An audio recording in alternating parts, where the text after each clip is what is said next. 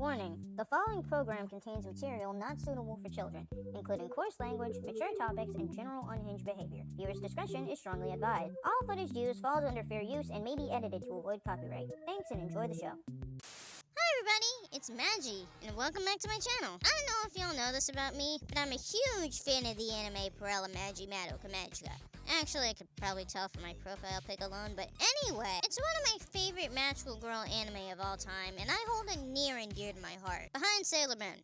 Obviously, you can't beat the GOAT. I could go on for hours talking about how much I love it, but today, I'm gonna discuss my favorite character in the show, Madoka Kaname. Just a heads up, spoilers ahead for the entirety of Madoka Magica. If you're not caught up, feel free to pause this, watch it, and then come back. Thanks! A while ago, I came across a post by the user Biggest Homura Defender on Tumblr, who wrote an essay about why Homura decided to yank Madoka from Magical Girl Heaven. I'll talk more about Homura in a separate video, but I want to focus on the first part of this post, specifically where it mentions Madoka having regrets about becoming Magical Girl Jesus. And believe it or not, I think they have a point.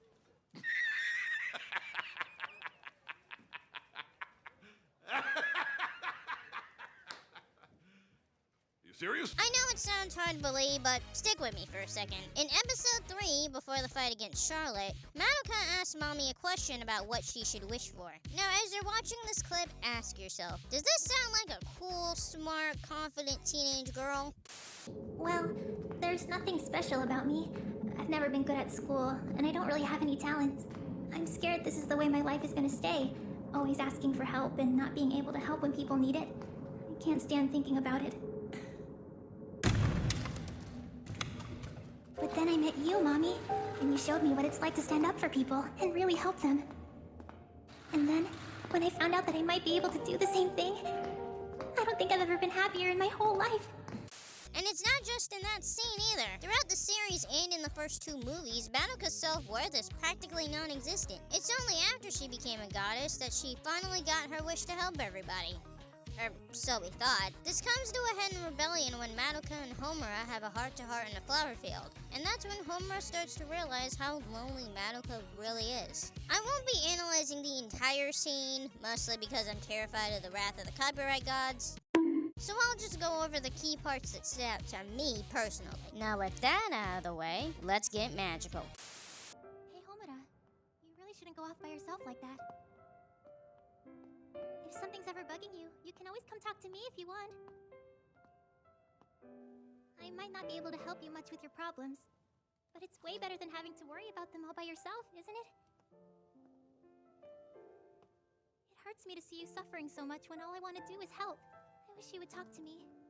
Insert sappy comment about how kind Madoka is here. Anyway, at this point in the movie, Homer's trying to figure out what the hell is going on in the fake Mitake horror that the Holy Quintet are stuck in. After a wonderful talk with Best Girl Sayaka, Homer realizes it's due to a witch, but she isn't sure of its identity. This leads to her venting to Madoka in this visually stunning flower field. Madoka keeps trying to comfort Homura, but Homura isn't willing to let her in, which makes sense given the situation. However, Madoka's still being a good friend by encouraging her to talk about it, even though she feels like she can't really help. Keep that last part in mind, because I'm gonna bring it up later. I skip over this part for the sake of time, so I'll just vaguely describe what's going on. Homura describes a scary dream to Madoka, where she had disappeared and was forgotten by everybody except for her. If this sounds familiar, it's because that's what happened word for word when she became Gadoka. As for why she wrote it off as a scary dream, it was probably to make her experiences sound less unhinged to an unknowing Madoka. I'll go into more detail about this in my Homura video, but all you need to know for now is Homura is still clearly traumatized by the entire universe for gaining her girlfriend. Her best friend. After Homura literally breaks down in tears over that scary dream, Madoka comforts her in the only way she can. You're right. That dream does sound awful. But it's okay now, really. I'm not going anywhere, especially if it's so far away I couldn't see you again. I'd never do something like that.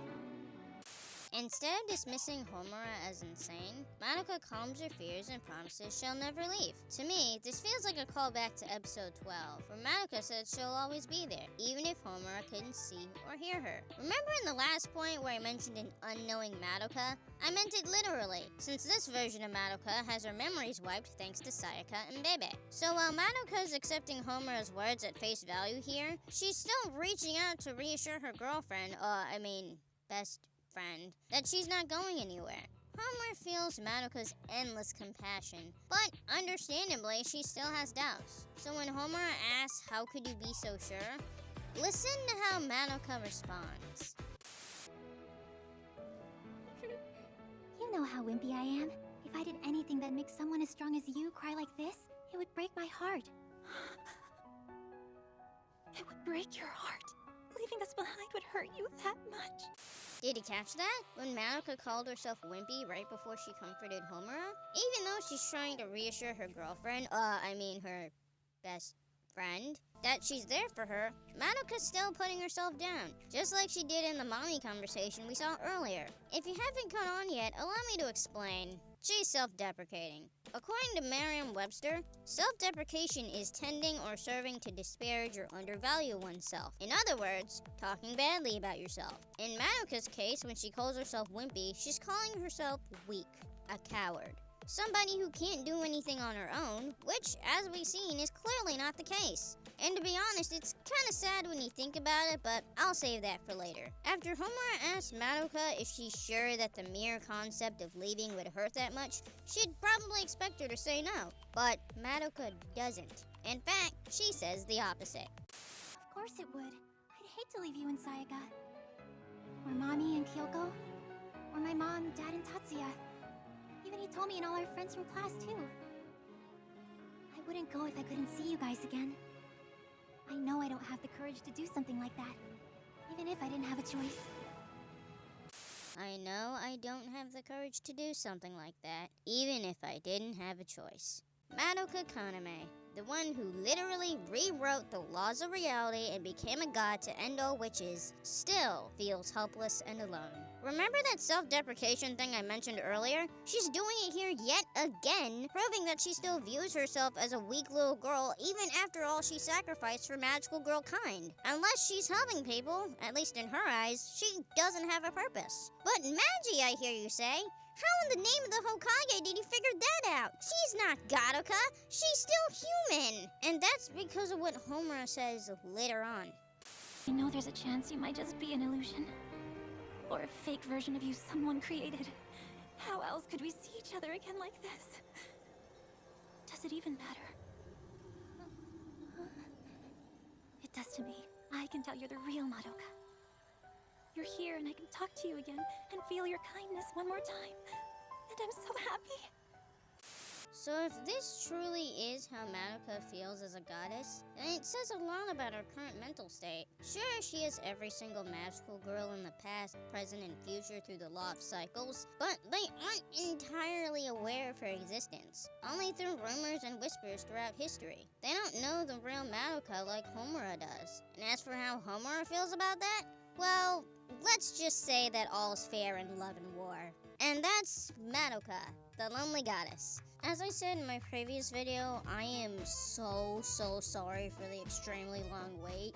I explained it in my previous video, so I'm not going to go into too much detail about it here, but basically, between my computer and school and real life stuff in general kicking my ass, I wasn't able to get this video out sooner than I wanted to. But hey, it's out now, you guys can watch it, and I'm actually pretty happy with how this turned out. I just want to say thank you so much for your patience, and hopefully it won't take me another year and a half to put out another video. So, I hope you guys enjoyed this one. I had a lot of fun making it, despite my many issues I had with it. And I hope you guys liked it as much as I did. If you enjoyed this video, feel free to leave a like. If you really enjoyed this video, feel free to leave a comment. And if you want to see more, feel free to subscribe, because there's more content on the way. Drink your water, take your meds, and I'll see you guys next time. And remember, Magi loves you. See you guys later. Magi out.